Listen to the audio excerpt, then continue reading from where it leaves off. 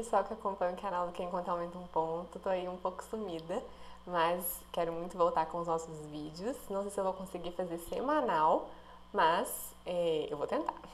E agora eu aprendi, tô começando a aprender, né? Esse aqui é o meu segundo vídeo no OBS Studio. E a gente vai testar juntos aí, espero que fique bacana.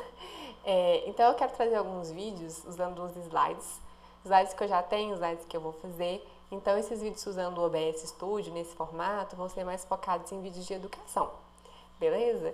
E aí eu vou começar esse vídeo agora do Quem Conta, falando sobre um assunto que eu fiz uma apresentação enquanto eu era petiana.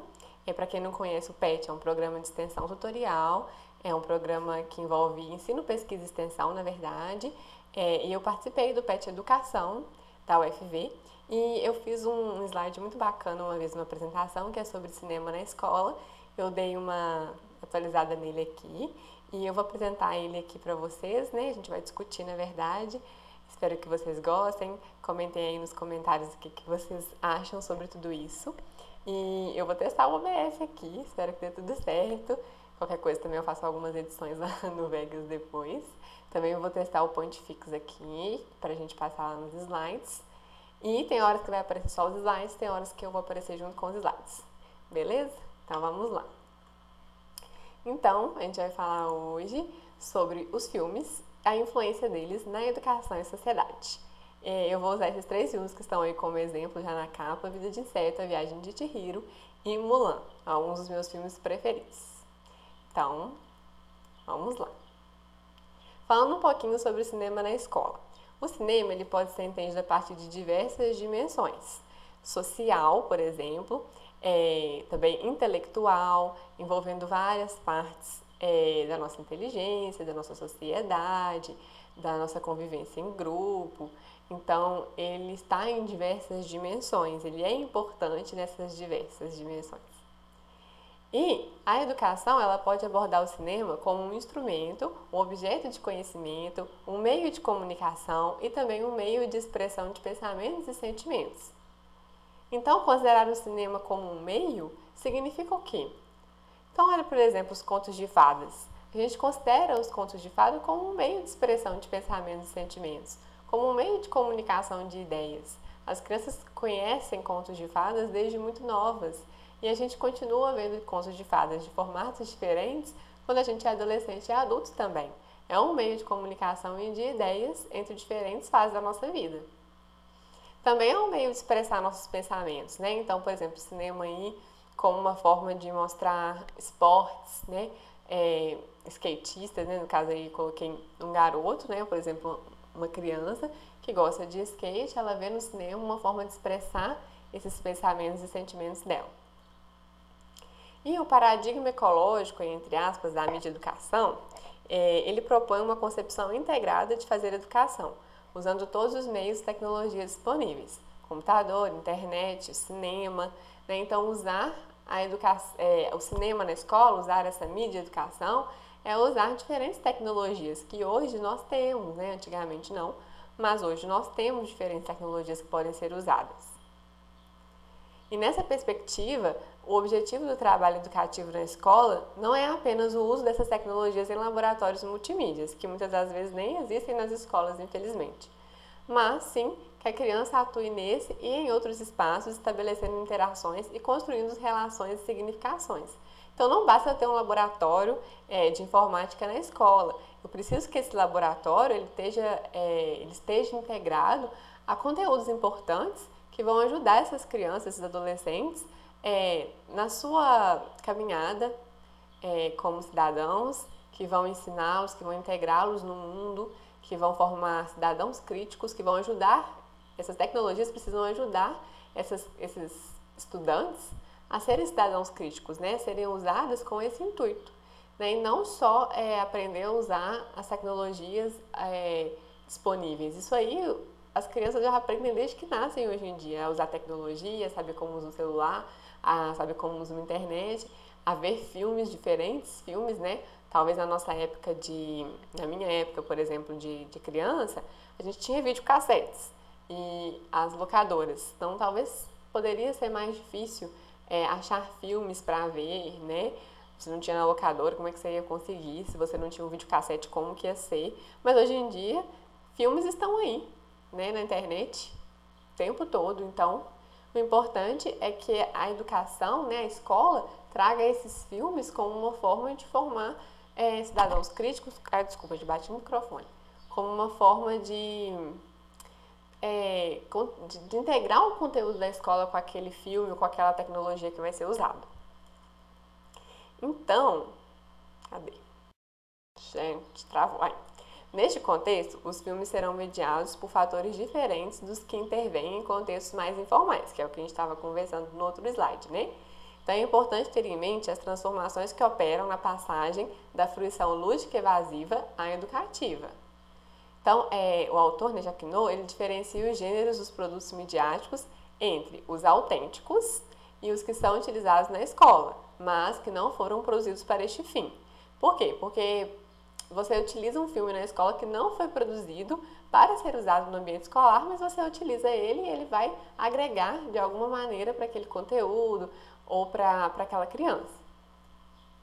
Então, abre aspas aí, assim, um filme produzido para o cinema comercial e consumido como recurso didático assemelha-se a um mesmo objeto que muda de pele, pois uma ficção espetacular pode se tornar um documento de reflexão se for trabalhado em dois espaços sociais diferentes relativos ao espetáculo e à escola, como ressalta o autor. Lembrando, gente, que a maioria dos filmes, se não todos, vamos dizer assim, todos os filmes trazem as ideias, os ideais, as reflexões daquele autor. Mas todos os filmes, ou a maioria deles, ele vai causar uma reflexão em você. Eu acho que todos têm uma reflexão, tem alguma coisa que você possa tirar dele. Só que na escola a gente vai levar mais ainda para esse lado. Porque às vezes a gente vê um filme, vamos supor, a gente vai ver um filme da Marvel, de super-herói, a gente só quer ver o filme pronto e não quer pensar muito sobre ele. Mas se você se esforçar, você vai ver que ele tem várias críticas sociais, entre outros. E na escola você vai levar para esse lado, né? Você vai direcionar para o lado das críticas, das reflexões, que é importante. E por que fazer educação cinematográfica na escola? Acho que a gente vai passar um carro de alguma coisa aqui, não sei se é para onde, mas aí eu corto. Bom, o caminhão do ferro velho já saiu, gente. Então vamos lá. Por que fazer educação cinematográfica na escola? Foi onde a gente parou. Então, a influência das mídias na formação da personalidade de crianças e adolescentes, ela ocupa hoje mais espaço escolar e exerce o papel de agente que interfere na sociedade ao ditar valores, costumes, linguagem, entre outros. É o que a gente já vem falando sobre essa influência na formação das crianças, na criação das crianças hoje em dia. Rivotella responde que deve-se fazer este tipo de educação, pois o cinema é cruzamento de práticas sociais diversas, é um instrumento de difusão do patrimônio cultural e é documento de estudo da história. O cinema é muito importante, né? Através do cinema, você viaja para diversas culturas, você entende períodos da história que você só vê nos livros ou só ouve falar, você pode ver na tela, você compreende melhor. Então, o cinema é muito importante. A Caju está participando miando hoje, vocês viram, né? E, continuando falando sobre a importância de fazer essa educação cinematográfica, o cinema ele produz, então, cruzamento de práticas sociais diversas, falando um pouquinho de cada um em especial. Então, o cinema é um agente de socialização que possibilita o encontro das mais diferentes naturezas, né? Então, você pode, por exemplo, se reunir socialmente com diversas pessoas que você não conhece em uma sala de cinema, aquilo ali é um evento social. Ou você pode assistir a Netflix em casa, sozinho, ou com alguns amigos, que também é uma forma de socialização.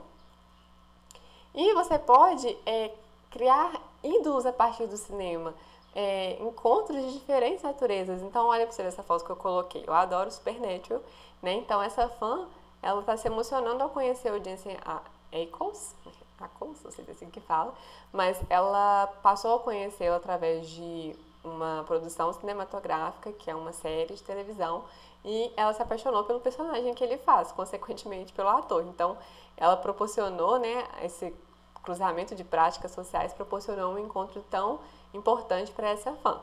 Então, olha tudo que o cinema pode proporcionar. Então, à luz das novas teorias interacionistas, o cinema e os meios em geral constituem campos de interação simbólica em que os sujeitos constroem e compartilham significados das mais diferentes maneiras. Agora falando do cinema como instrumento de difusão do patrimônio cultural. Então, por ser um instrumento que difunde costumes e formas de vida de diversos grupos sociais, ele difunde o patrimônio cultural da humanidade. O exemplo que eu coloquei aqui foi uma série que é uma das minhas preferidas, que é o Sense8. Então, no Sense8, você tem ali 8 personagens no núcleo, de diferentes países, diferentes costumes e que convivem. E, gente, é muito bonita essa série, né? Então, tem aí, né, nessa figura tá até mostrando a Nomi, que é de São Francisco, lá nos Estados Unidos, o Lito, que ele mora, né, nos Estados Unidos, mas ele é um ator mexicano, o Will, que também está nos Estados Unidos, em Chicago, que é um policial, então vive uma vida totalmente diferente dos outros, né? Cada um ali com a sua cultura, os seus costumes e sua vida. A Riley mora em Londres, o Wolfgang em Berlim, na Alemanha, o Cafus em Nairobi, a Kala em Mumbai e a Sam lá em Seul, na Coreia do Sul. Então, cada um ali com a sua especificidade, compartilhando histórias, compartilhando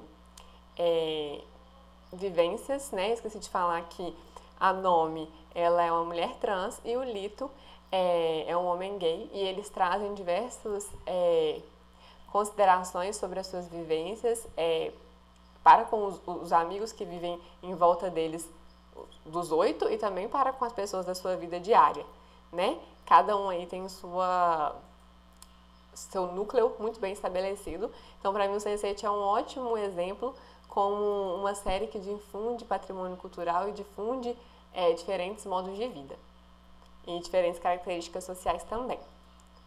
E falando sobre o cinema, né, a educação cinematográfica como um documento de estudo da história, o cinema é capaz de restituir o visível da realidade sociocultural no momento em que é produzido, e isso constitui como um extraordinário documento para o estudo dos momentos relevantes da história. Então, você tem alguns exemplos aqui, por exemplo, a Cruzada, onde a gente vê um período da história que a gente estuda muito. Eu particularmente acho muito difícil de compreender lá na 7ª série. O filme para mim também é difícil de entender quando você tem 13 anos, mas enfim, é uma forma de você ver o que você está estudando e talvez entender de uma maneira melhor. Coloquei meu filme preferido, Troia. Eu lembro quando estudei isso aí na 6ª série, vi o filme e me esclareceu muita coisa. Esse filme é 12 anos de escravidão, se eu não me engano. Então, é um filme também que retrata um momento importante, que é muito discutido em sala de aula. E eu coloquei Titanic, né? Não é uma coisa que a gente costuma ver em sala de aula, mas retrata uma tragédia aí que aconteceu, um dos filmes mais famosos da história. Então, o cinema é capaz de documentar momentos importantes, né? Da humanidade no geral. Então, como usar o cinema na escola? Então, desde os comerciais mais sofisticados, os filmes sempre trazem alguma possibilidade para o trabalho escolar, desde que o professor se pergunte sobre o uso possível, sobre a faixa etária escolar mais adequada e sobre como serão abordados em sua disciplina. Então, tem que ter algumas regras, algumas coisas a se seguir para deixar, né, com que os filmes tenham uma boa experiência para os alunos. Então, é comum observar os filmes sendo usados como pretexto para o desenvolvimento de certas atividades. Essa dimensão de recurso é inevitável. O problema é quando o cinema se reduz a somente isso no espaço formativo, que é o que ocorre, infelizmente, na maioria das vezes. Eu mesma, quando fiz estágio no 6º ano, os autores passaram A Vida de Inseto, que eu vou trazer aqui como exemplo, e o objetivo era mas no final eles reduziram A Vida de Inseto a desenhar alguns dos personagens e valer ponto. E não era aquele o objetivo de se passar um filme. Então, é sobre isso que a gente também tem que discutir. Então, Napolitano, citado em Silva, destaca 2 formas que ele considera instigantes e desafiadoras para o uso do cinema na escola. Então, o filme pode ser um texto gerado, né, entre aspas, gerado de debates articulados a temas previamente selecionados pelo professor. Então, abre aspas, os filmes, como qualquer obra de arte, comunicam e perturbam o espectador mais pela maneira, pela forma como os temas são desenvolvidos do que pelos temas em si. Às vezes, conversar sobre um tema com os alunos não vai surtir tão efeito do que passar um filme sobre esse tema, porque isso é uma obra de arte, né? Eles vão perturbar os alunos, quem está assistindo, pela maneira como os temas são desenvolvidos, não só pelos temas jogados. E o filme pode ser identificado como um documento e analisado como um produto cultural e estético respaldado por valores, conceitos e representação da sociedade.